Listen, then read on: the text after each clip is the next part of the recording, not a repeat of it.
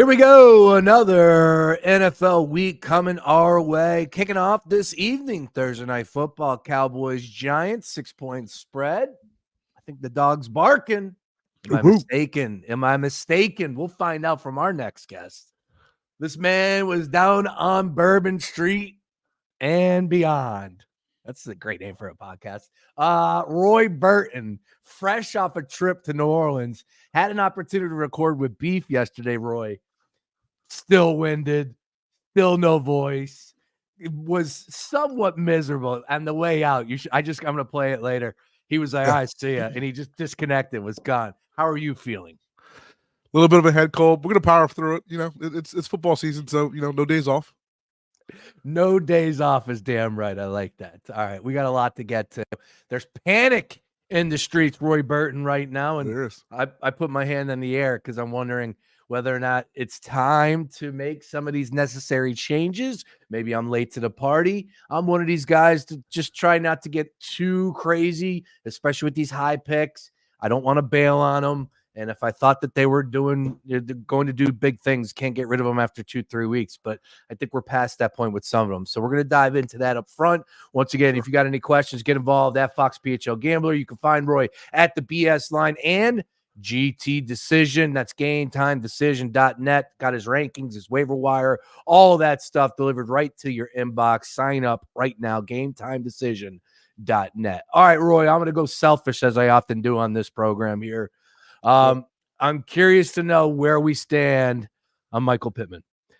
It is ugly right now in Indianapolis. Anthony Richardson has not been playing as good as I thought he would have been this year. Shane Steichen, I thought, would have been a better leader at this point in time. Again, only 3 games into the early part of the season, but man, across the board, except for Jonathan Taylor, it seems like there's a lot of guessing when it comes to the Colts offense. Your thoughts on Michael Pittman and whether I need to get him out of the starting lineup today? Yeah, I don't think you bail on him, but I mean, I think you have to kind of, readjust your expectations when it comes to him. Like, it's funny because in our league, in our gambler league, I drafted him, I don't know, 3rd, 4th round, pretty high.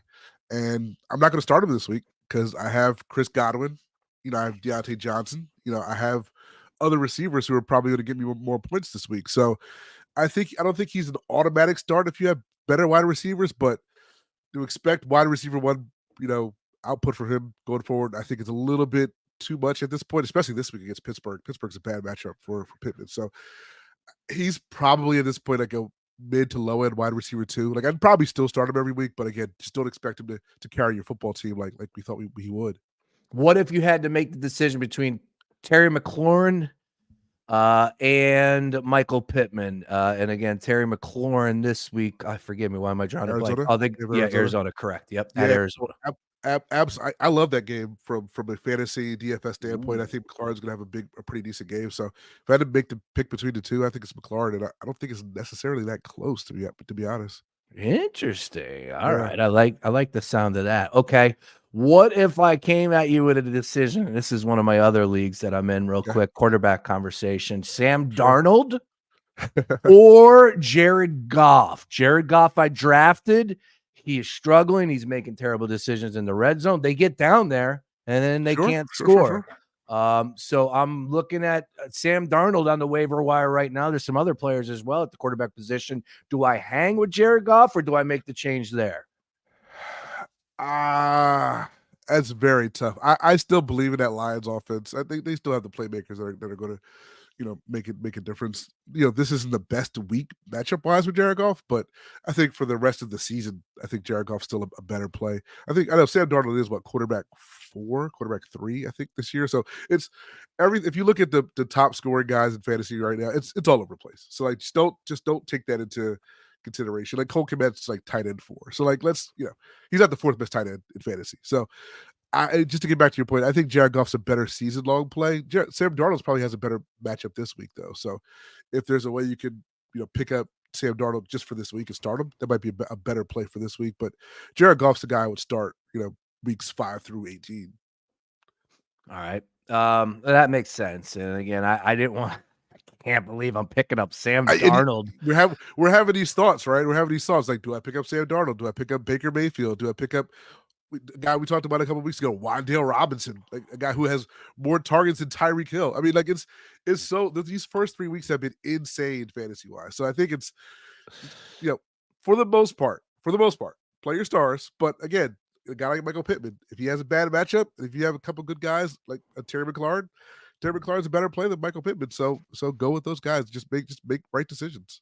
All right. Speaking of panic, we got to talk about some of the quarterback positions and especially the injuries that are happening around the league. And there's no bigger injury at that position than Tua. And of course, I'm talking about the collateral damage that everybody is dealing with, from the wide receivers to the running backs. Skylar Thompson is not the answer.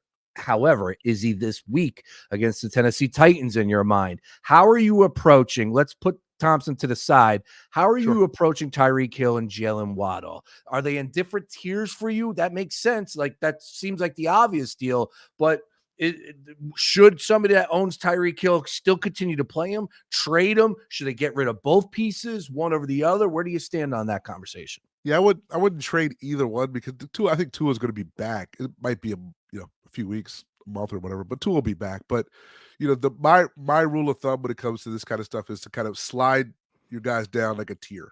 Okay, so if Tyreek Hill is a high end tier 1 with Tua, he's probably still a high end tier 2 wide receiver 2, with a Skylar Thompson, and Waddle's probably a tier lower than that. So I would slide those down. Again, I'd still probably play Tyreek Hill every week. Jalen Waddle, I don't know if I would. Like Jalen Waddle, you probably, if you've drafted right, you probably have 3 receivers that you feel better in than Jalen Waddle. So he's not a guy to definitely start each week. I might throw him into a flex spot, but if you have guys like, I don't know, Jackson Smith and Jigba, or guys of that level, I'd probably lean towards playing those guys than Jalen Waddle until Tua gets back. All right, let's go ahead and bring it to our backyard, talking about the Tampa Bay Bucks and the Eagles. Eagles defense showed up in a big way last week, limiting the Saints offense to under 220 total. And I think that's a pretty damn good offense. And I'm pretty sure that the Tampa Bay Bucks are a pretty good offense. I'd probably give the edge slightly to Tampa Bay just because of the weapons they have. Of course, Baker's look good. But look, every Sunday something can happen here. So any given Sunday, I'm curious, where do you stand as far as the matchup this weekend against the Eagles, and specifically guys for like Godwin and Mike Evans still have to play them? Yeah, I think you play those guys. I think Godwin and Evans probably both have pretty decent games. I know Godwin had a neck injury Wednesday. I don't know. I think he was limited in practice, but I think he'll be good. My question with Tampa Bay is that backfield. Bucky Irving's the best running back they have, but apparently he missed practice earlier today. He said he'll be fine for Sunday, so keep that in mind. But he's far and away more dynamic than Rachaad White. Like, he's going to be the guy who's going to get the carries for that team. So if he's on your waiver wire in your league, please pick up Bucky Irving. He's going to be RB1, if not this week, pretty soon. So I think those guys you play, you can play pretty, feel confident in playing pretty well. Eagles, of course, have their own issues with offense. So I don't know how many guys. I imagine, AJ's not going to play. I imagine Devontae's not going to play. So, feel free playing Dallas Goedert. Feel free playing Saquon Barkley, because I think they'll have big games. But other than that, I don't think you need to run out and pick up John Ross or Johnny Wilson or any of those guys this week. Yeah, that was going to be a follow-up from the flip side of that. Dallas Goedert have to stay with them, right, after that performance last week? Yeah, Dallas Goedert, again, tight end number 1. It makes 0 sense, but he has more points than any tight end in fantasy football this year. And that's largely because of those, and that's largely because of those 2 catches in the fourth quarter of that game, that 60-yarder, and the 61-yarder and a 30-yarder before that. So, so it's a weird season. Again, he's not the best tight end in football, but Dallas got it right now, tight end number 1 in fantasy. Travis Kelce, tight end 27 in fantasy, just like we all thought 3 games in, right? So, so you got to ride with Dallas Goedert, especially this week. This week, I think it's a big Dallas Goedert week. I think it's a big Saquon Barkley week. I might even, again, if you want to DFS wise, if you want to go opposite, like on the tournament games, the guaranteed prize pool games, I might even throw a little couple coins in Kenneth Gainwell. Because again, I think the Eagles just can't. I mean, they're not going to run Saquon Barkley 40 times. I don't think they're going to run Jalen Hurts 15 times. In a game where, again, you lose this game, you go into a bye, you get healthy or whatever. So I think this might be a pretty decent Kenneth Gainwell game. So if you want to throw him into a couple of your tournament games on on DraftKings, then I think that's a pretty good move. I need this card to get a bump. This is Kenneth Gainwell autographed. There you go. This is There you we go. need to get this bump, baby. Scored this at the Philly show last week. How about Let's it? go. Let's All go. right. Talking to Roy Burton here. All right, we talked about tight ends there, and I want to bring it over to the Kansas City Chiefs. Talking about panic here with what you just said. And Travis Kelce's 35 years old, people. So I'm not trying to sit here and say that I predicted this, but it wouldn't shock me either that all of a sudden maybe the offense might be better off at this point in time, right? This is a great time to figure out what you have too, to possibly get the other players involved. We know Kelce's going to be his go-to guy for those tough third downs come playoff time. Like no one's denying that whatsoever. But at this point in time, week to week, DFS and season long here, the way I'm looking at this right now is you can't tell me that Rice is one of the best rising stars and he is a must play and you got to get him in your lineups and tell me that Kelce is going to figure this out. Correct? Can you say that as somebody that's inside the fantasy game that, look, they're going to figure this out. You got to continue to play Rice, who's been dominant. And, oh, by the way, Kelce is going to come around because my theory is there's only so many targets that go out throughout course of games. So I could see it from Rice's perspective, but I'm not buying the Kelce theory. Where do you stand on that conversation? Yeah, I think again, it's just expectation wise. When you say come around for Travis Kelce, like he's not going to be a top 3. And I think I mentioned this last time. He's not going to be a top 3 tight end this year. He's just not. Just because you have a dynamic guy in Rashee Rice, you have Xavier Worthy, you have other weapons on this team. Pacheco will probably be back in a month or so. So you have other weapons that you can go to on this team. Yeah. So if you expect a top 3, top 5 performance on a Travis Kelce, every week or going forward, I think that's a little bit too optimistic. But again, he's still a guy who's going to be a top 8, top 9, top 10 tight end, a guy you start every week. So again, just don't expect him to be the Travis Kelce that's going to, give you 8 catches and 120 yards, every week or whatever like that. But again, he's going to be a solid guy. He's going to be a guy you start every week. He just won't be that dominant guy who you probably drafted, in the second or third round. He won't be that, but he will be a very good tight end and better than 90% of any other tight ends out there. Luke checking in. He says, Roy, I need help with my team. I'm on open mic watch. Yes, he is. Yeah, that's the penalty for coming in last. You got to get up there and do 5 minutes or 2 minutes. I forget what it was. It's a long damn time. 5 minutes. Yeah. 5 minutes up there. And have we qualified it? You can get up there and sing. You can dance. You can. I thought it was a comedy. I thought it was a comedy routine. Comedy? I thought it was comedy. Pretty sure it is. Yeah. Yeah. Well, you're the expert in this team, so I'll ride with you on that one. And of course, Mark Henry Jr. doing a bang-up job as the commish. But it's something to keep our eyes on. We're not talking about the prize. We're talking about last place. I love the gambler gang here. All right, let's keep it moving as far as football or fantasy is concerned this weekend. Let's get to the matchups. Let's help out the people. DFS, where you're at. And the must-haves for our lineup, specifically me, because I love DFS here on Sunday. Sure.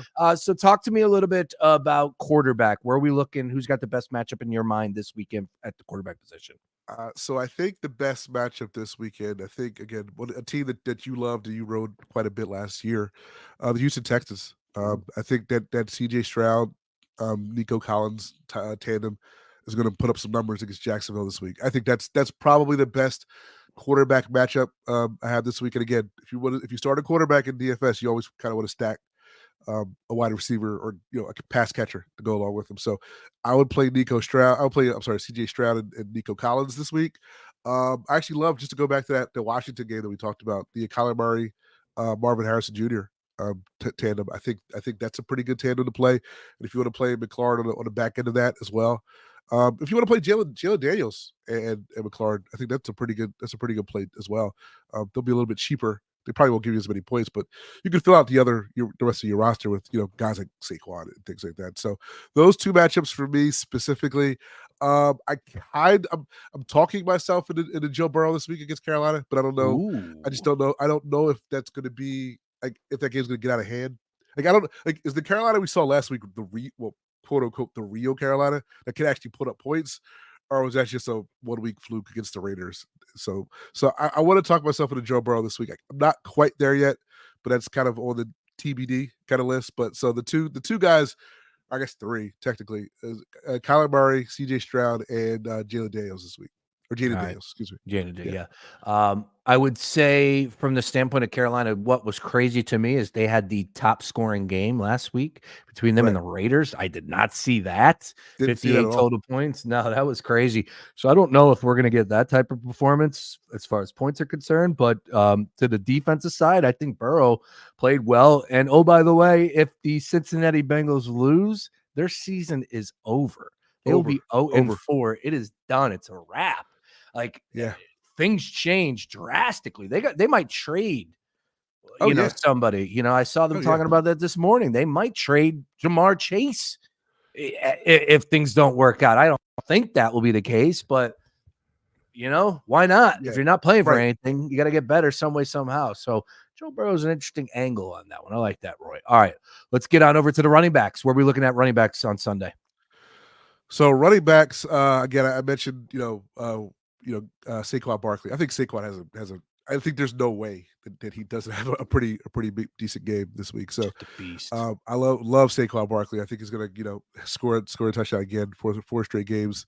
Again, if you're playing a tournament game, a GPP game, I might throw Kenneth Gainwell in there and Bucky Irving, who I mentioned before. Trying to think who else. Oh, a guy I told you about. Again, I don't hate Roschon Johnson. He's probably going to get a lot of work in Chicago. DFS wise, he's probably going to be fairly cheap. So, again, if you want to throw him in there, he's going to get pretty decent work. So I like him. And it's a Thursday game. It's tonight, and so it's probably a little too So if you play the solo DFS games, but I've been telling you all year, Rico Dowdell, like he's going to be like he's Cowboys RB number 1. I like him a lot this week against the Giants. I saw his player prop was like 9.5 rushing attempts, which seems pretty low to me. Again, I think the Cowboys are going to win this game by double digits. I mean, I know you think that the dogs are barking this week, but this is a gots to win situation for the Cowboys. When people start barking, when CeeDee Lamb starts barking and everybody's pointing fingers, like. It's almost like the Bengals situation. Like the Cowboys almost have to win this game tonight. So I really like the Cowboys. I know Mark Henry Jr. I know Ryan Beef. He likes the Cowboys. I think this is a really good spot for the Cowboys. So I think Rico Dowdell. I think they pretty much control the game, from jump. And I think Rico Dowdell, has a pretty solid game on the ground. Yeah, I look at the defense for the Giants. They're playing above average right now. They're getting after the quarterback. Easier said than done. Defense is terrible. Cowboys defense is terrible. To me, I just think this sets up for a perfect opportunity for the Giants to play the role of spoiler. But you have to ask yourself, can they win that football game? And if they can't, most of the time, 9 times out of 10, you don't take the underdog. I'm going to go against that. I do think the Giants can win tonight, and I'm going to take the 6 in what is a huge spot for this team that has played okay to start this season. I hate Daniel Jones. Neighbors is the real deal. They're doing a good job getting the ball. Yeah, they're doing a good job getting the ball. Singletary's been running the ball very well for them. They have a few injuries, though, tonight. I haven't really looked too deep into that from both sides, as a matter of fact, but I know that the Giants are dealing with some injuries. So something to keep our eyes on, specifically from the defense side. But 6 points, I'll take them at home. All right. So to your point, before you move on, to your point, I think, and I haven't confirmed this, but I thought I read somewhere that this is the first time that the Cowboys had that Sunday, Thursday turnaround where they had to go on the road from being at home. So, because usually, when they play Thursday, it's Thanksgiving. So, but it's the Sunday night at home, the Thursday night on the road. So basically 3 days for them, from a home game. So, like, this is an odd situation for this team to be in. So to your credit, it sets up really, like, if you look at the cards, it sets up really nice for the Giants to at least cover the 6. Yeah. I just think, like, the desperate team, like, the desperate team in the NFL usually wins like 90% of the time. Like, the team that really needs the game usually wins the game. And so that's why I'm leaning towards the Cowboys. That's the Cowboys. But I'll tell you what, I'd sign up right now for a Giants victory. Not just because not because I'm taking them, but man, that's going to be fun, and especially because of the NFC East. Although there are some people out there trying to pitch DC as a potential contender for the crown. I don't see that. I think that's a little, prisoner of the moment takey, if I could. All right. Let's go ahead and slide on over to the wide receiver position where you're targeting, who you're going after. You already brought up the stack with Marvin Harrison Jr. I'm seeing some rankings from the wide receiver position at Fantasy Pros. They do have CeeDee Lamb as their number one, so we'll take him off. That's easy. Yeah. But Justin Jefferson is an interesting name. I get it. He is the GOAT. He is the best receiver in the game. But going up against a really tough Green Bay defense on the road in Green Bay, your thoughts on Justin Jefferson above all here? Yeah, no, Justin Jefferson, again, he's quarterback, independent. He's almost, matchup independent. Like he's just fantastic. Like he's like I'll never not tell you, to lean on Justin. If you can fit Justin Jefferson in your lineups just about every week, I'd tell you to do it, and especially if Jordan Love is back. I think that if Jordan Love is back, it's going to be more of an offensive game, more of a shootout. Like Not a shootout, but more of a game where the points are going to go back and forth. I don't know what the total. What's the total of that game? Do you have it in front of you? I don't have it. It should be pretty high. I would imagine if Jordan Love is back. So if Jordan Love is back, and I think Jordan Addison he might still be banged up. If he is, then this screams for Justin Jefferson to get 10 to 12 targets and probably back in the end zone again. So yeah, Justin Jefferson's a guy I love. Rashee Rice. I mean, again, Rashee Rice, he's just been fantastic this year. He's been unbelievably good this year. So yeah, Rashee Rice, Justin Jefferson, obviously those two guys. And again, the guys who I mentioned with the stack. So if you want to do the CJ Stroud thing, obviously Nico Collins. If you want to throw Stephon Diggs in there, that's fine. And Marvin Harrison Jr. Like those guys to me are probably the guys I like more than others this week. Yeah, the Jags look god awful. Nico Collins is Yeah. definitely the number one guy down there. No ifs, ands, buts about it. CJ's got a great rapport with him, so that might be worth the stack there. That's at 1:00. Surprising, and I think this might be baked into the number just because of Malik Willis, but 43.5 is the total here. So nothing too earth-shattering in that game for the Vikings and Packers. Still middle of the road, kind of low if you're honest with yourself. Like the Texans 45.5. Tonight's game 45, so just a tad bit light, but I would assume that if Jordan Love is playing, you get the kickoff, that might be bumping up to like 45 and a half somewhere earlier as well. So something to keep our eyes on there. All right, over to the tight ends. Again, we went over Dallas Goedert, and I want to ask you about Sam Laporta, and that comes back to Jared Goff and everything that's happening right now. We know what his potential is. So is this a spot where we just know from here on out, or at least over the next 14 plus weeks that are left in the NFL season, that 11 out of those 14, Laporta is going to look like Laporta? Where are you at right now on the Detroit Lions offense, specifically with Sam Laporta? Yeah, I don't know if it's 11 out of 14, but I'd say like 9 out of 14 or 8 out of 14. I was watching or listening to the ESPN guys, their podcast, the Fantasy Focus, and they were saying if you redrafted tight ends again, where would you put all these guys this year? And they had Laporta. Most of those guys had Laporta either 1 or 2. It's like behind like Trey McBride. Like, Trey McBride's the guy, and they think Laporta would be right there. So I think he's going to eventually be that guy. Like I told you, I think I might have told you before. He was my tight end 1 coming into this season. I am still of the opinion that the Detroit Lions will figure this out. Like they'll just kind of figure out a way to get these guys the ball. It's been a little bit messy this year, and I don't understand why. Maybe the league's just caught up to Detroit, but I think Sam Laporta is still going to be. Again, I'm not going to say he's going to be tight end 1 going forward, but he'll still be a tight end, top 5 tight end this year. And I think more often than not, he'll be a pretty decent option. But there's so many good tight ends this year. It's just like it's like. Again, you have McBride, you have Brock Bowers, like you have so many, like talented guys, making a run at it. That Sam Laporta can have a season like he had last year and still be, tight end 6 or tight end 7 because we have so many guys, so many, extraordinary talents at that position.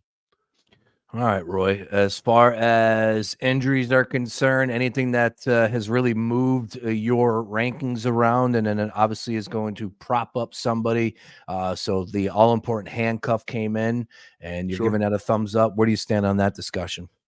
Yeah, so well, obviously, I guess the injuries, everything is going down in San Fran, with everybody being hurt, specifically, CMC, and of course, Deebo Samuel. So obviously, Juwan Jennings, he was unbelievable last week, and that's probably the last one. I mean, like, you're not going to get 46.5 every week. That was unbelievable. But so that's a fluke to that total. But Juwan Jennings with the targets and the possibility, that's not a fluke. The Juwan Jennings is going to be your 8-9 target a game guy going at least until Deebo comes back. At least until Kittle's 100%, at least until, CMC, who the heck knows when he'll be back. But he's going to be a pretty consistent target guy.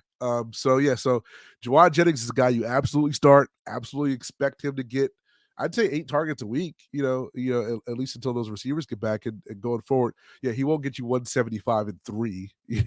That's not going to happen every week. But Jawad Jennings absolutely should be in your lineups each week. Yeah, he's one of the guys who's, benefit. Well, even Jordan Mason as well. Like those two guys have benefited pretty well from that injury situation in San Fran. Oh yeah, no, and I picked up Jordan Mason, got him, and then 2 out of the 3 leagues I was able to get Juwan Jennings. Yeah. Mason was huge. I'm in 1 league, Roy, that I only have 4 bench spots, and I love the league. I don't understand what that's all about. Why is that? Why do 1 league I got 8 bench spots, the other one I got 6, and one I got 4? Yeah, I think you gotta have at least 6. I mean, 6 is because you should have 1 bench spot at least for every position or so thereabouts. So I think you need to have 6. I saw in our league, you got a bench spot that's open. Don't ever do that. Don't ever leave the bench spot open. You always pick up a guy. You can always drop him, but there's somebody on the waiver wire, and this is for everybody listening, everybody watching. There's somebody on the waiver wire you should take a flyer on no matter what. I don't care whether you need him, you don't need him, doesn't matter whether it's quarterback. If you have 2 quarterbacks, there's always a guy out there who might pop and might start for his team at some point, might get you some fantasy points. Never leave a bench spot open. I'll throw guys on IR if I can, just to add extra bench spots, and then I'll just figure it out later. Like, I will give me as many guys on my roster as I possibly can get. And if I have to make that hard decision to cut a guy, I'll cut a guy. But never, ever, ever leave a bench spot open. Ever. Yeah, I got 4 bench spots on this 1 league, and I love the league. It's great, but man, like, it's tough because I don't even have a run. I picked up Johnson because we talked about that via tweet yesterday. So I picked him up. That was the guy I texted you about, or the position I texted about for that league. So I have 4 bench spots open, and they consist of Michael Pittman, Trey McBride, Brian Thompson Jr., and Johnson, running back for the Chicago Bears. Other than that, I'm SOL. Like, I got nothing. Jeez. Right? You got no quarterback. Like, yeah, God, yeah. That tough, was the one that I made the decision between Jared Goff and Sam Darnold, and I cut one of them. So here I am now. So that's crazy to look at, but I don't know why they do it.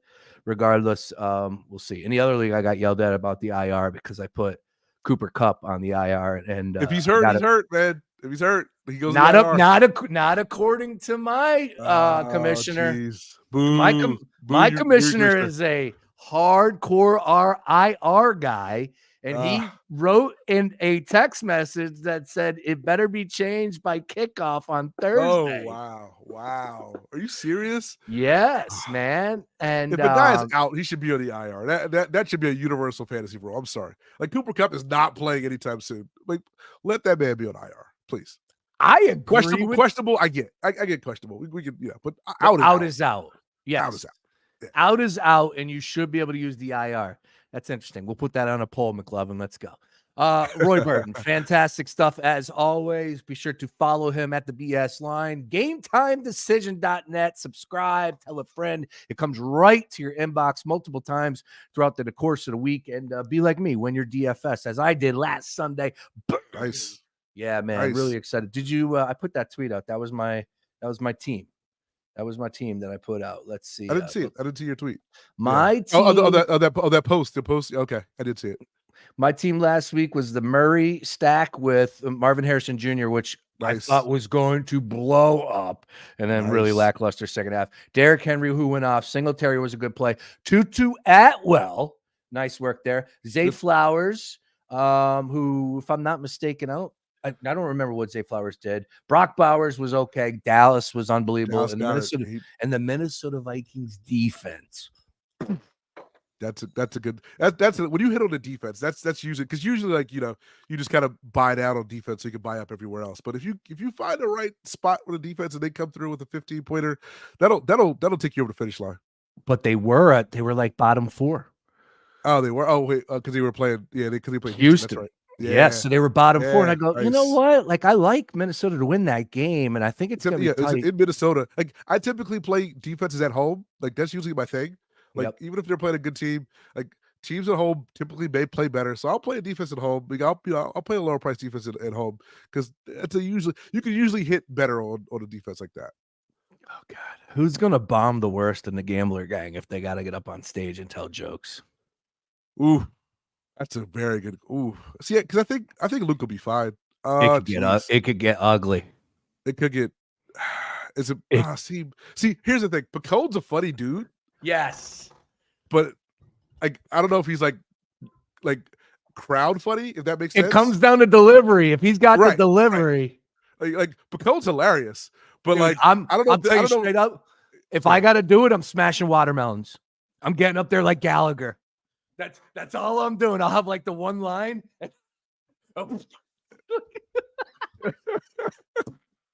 I wonder if one of those comedy clubs will let me come in and smash some watermelons. Yeah, sure. Come on down. We'll get kicked out. We'll get kicked out. Exactly.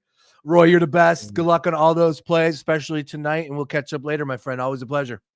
Appreciate you, Brace. Go Birds. Let's go. Daily Ticket rolling on. Don't touch that dial. A lot to get to. More after this.